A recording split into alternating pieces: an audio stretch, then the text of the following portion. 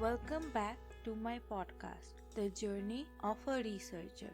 I am your host, Dr. Kasturi Banerjee. Every journey has a beginning. As Steve Jobs had said, that details matter to start anything in the right direction. Today, I will talk in details about how to start the journey of becoming a researcher.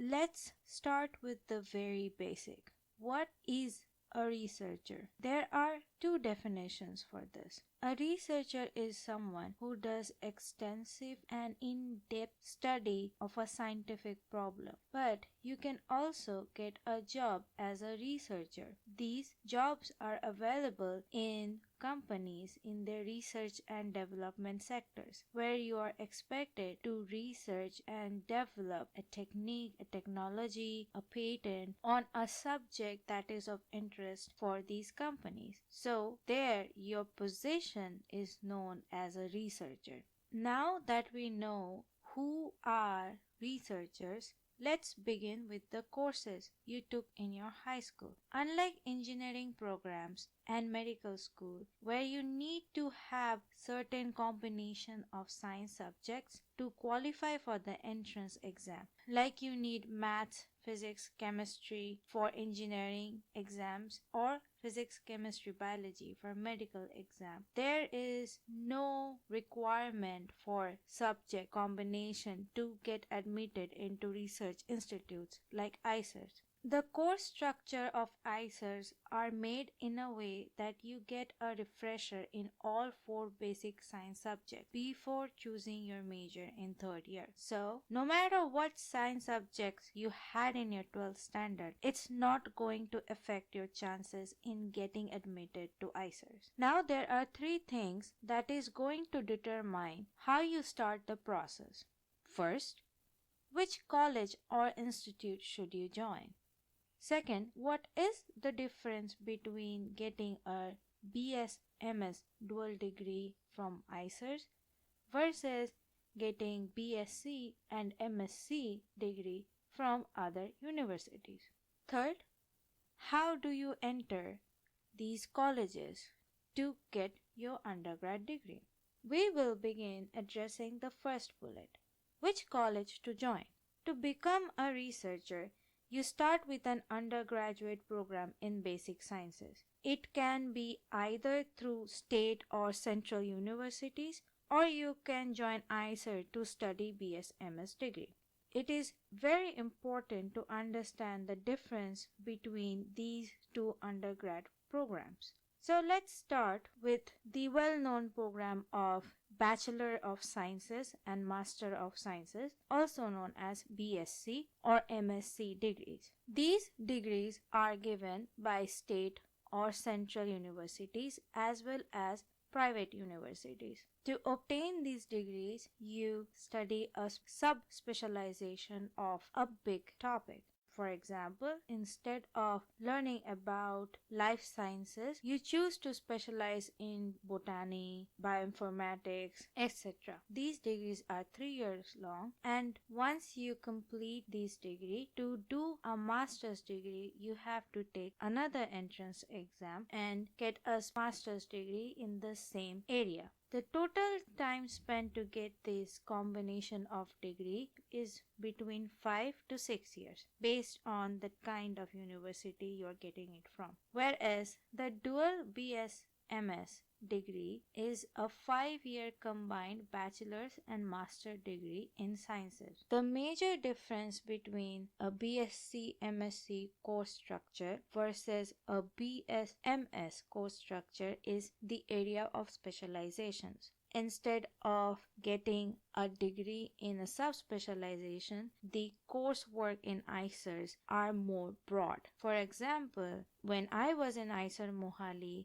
My course structure in biology involved all the important and upcoming field in life sciences that included immunology, biochemistry, molecular biology, protein chemistry, evolutionary biology, ecology, developmental biology, etc. These courses gave me a more holistic idea about the entire field of life sciences instead of one subgroup of the entire field. How that helped me? It helped me because I had the liberty to choose my internship project as well as my PhD specialization when I was applying for it. The second advantage of doing a B.S. M.Sc degree over B.Sc and M.Sc is that you save anywhere between 1 to 2 years. Because it's a combination degree, you graduate with a master's degree and are right away eligible for either UGC or CSIR exams for lecturership or PhD program. The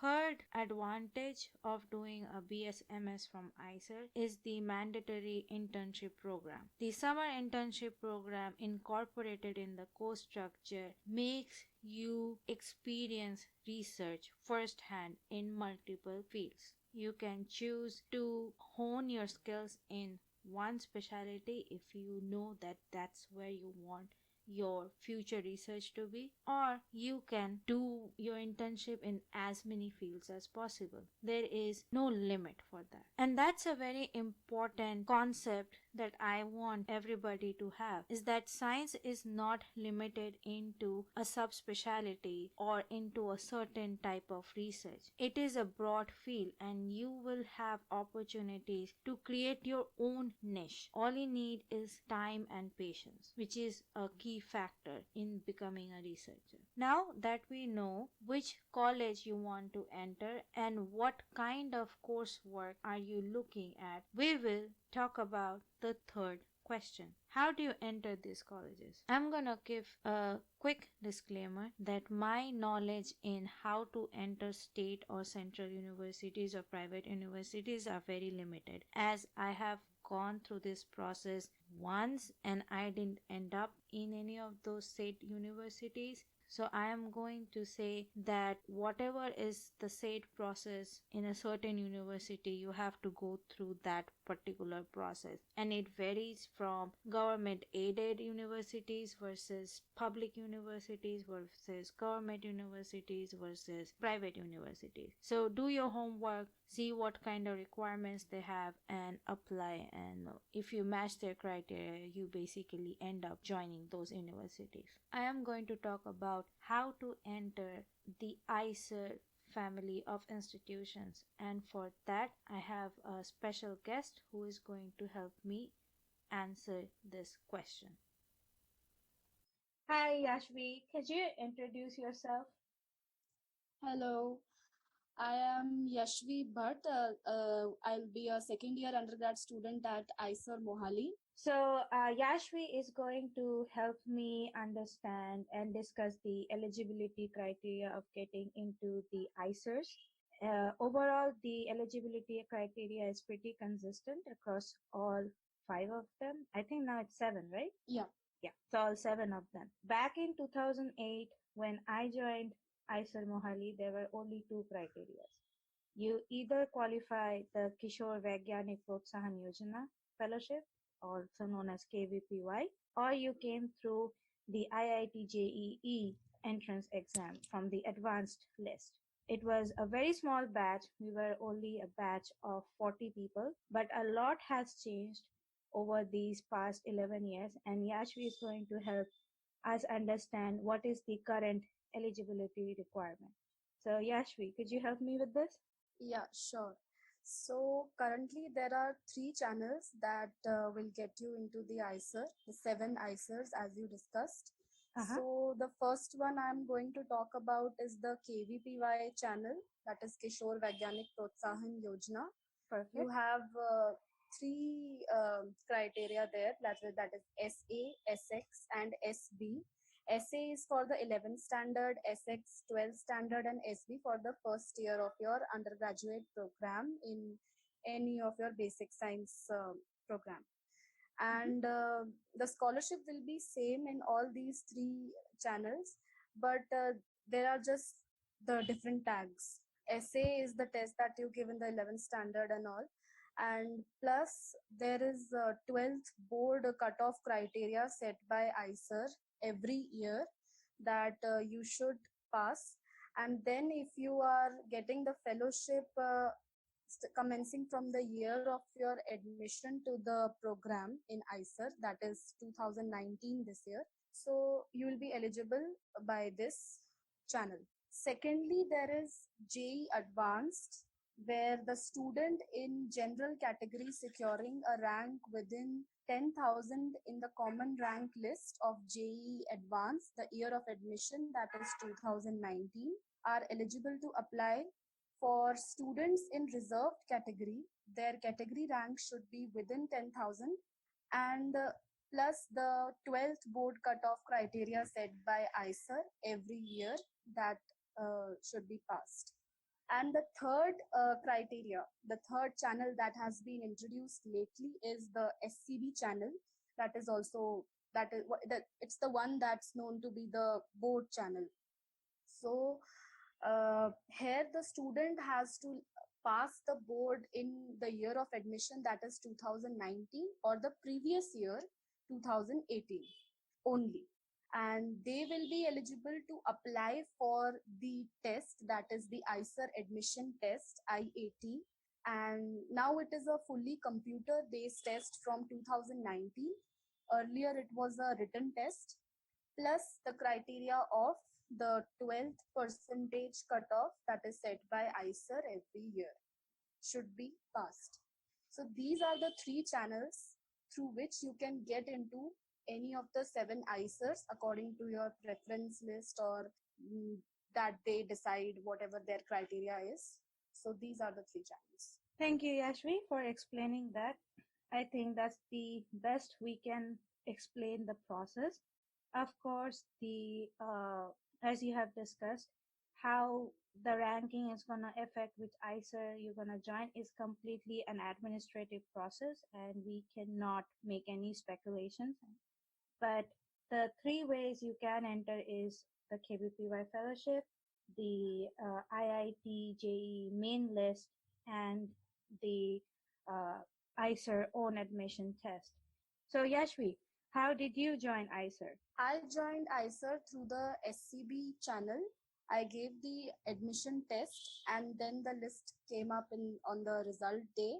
And then I first got admission in ICER Bhopal, but in the second round of allotment, I got admitted to ICER Mohali. You said that you came through SCB and you first got ICER Bhopal and then you got allotted in your second round in ICER Mohali.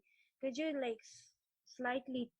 could you just slightly touch on that, like the allotment process? So do you have an idea how this reallotment happened, or like were you asked something to fill in to get reallotted? Was it like on your side or was it from their side? So actually they asked for SAF, that is seat acceptance fee, where you block the seat, and that is the seat is blocked in among all the ICERs, and then they ask you for your preference. You fill up the preference for the 7 ICERs, seeing the home location, and the somewhere people also consider the subject criteria. So I filled up, like the first one was ICER Pune, second ICER Mohali, third ICER Bhopal. So there is a float option where you can tick that option on your application form, and during application process only. And then after the second round of counseling, your seat will get automatically floated to some higher preference of your ICER. So earlier I got my third preference, that was ICER Bhopal, but because I had opted for the float option, I got allotted the ICER Mohali in the second round. Thank you for explaining that, because this is a complete new concept for me, as it was not present when I joined ICER Mohali. Now, a very important question I'm going to ask you. Why did you join ICER?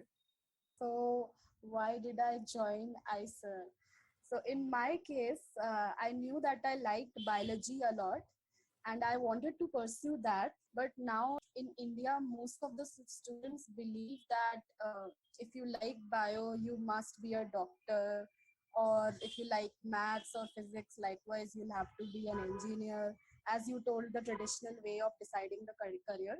But choosing career involves some minute details about the subjects that we love, I believe. And in my case, somewhere in my mind, I knew that I'll give the NEET or JE, and then I'll go through the tedious coursework for all those 4 5 years, then post graduation, and then I'll be a doctor or engineer, earning handsomely for my family. But then what? So I was a little confused about pursuing pure science or applied science. Do I want to do science or do I want to apply science? So I compared on a pen and paper. I know I did this. What described science for me was curiosity. Finally, I realized that I wanted to do science. So I chose pure science than applied one. All this curiosity somewhere overshadowed that applied science part in my heart. And thus I chose ICER. Well, that was amazing. Thank you for sharing your personal story why you chose ICER, and I wish you all the best. Interestingly, I have a very similar story. I was also deciding between medical school or joining ICER, and somewhere in my mind, the whole idea that it is something new and very different from the already well known career path is what drove me to join ICER.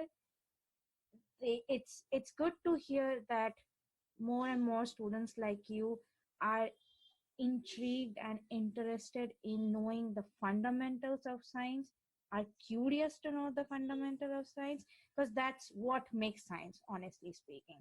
So that was Yashvi Bhatt from ICER Mohali, and she has done an excellent job in explaining how to enter the ICER family.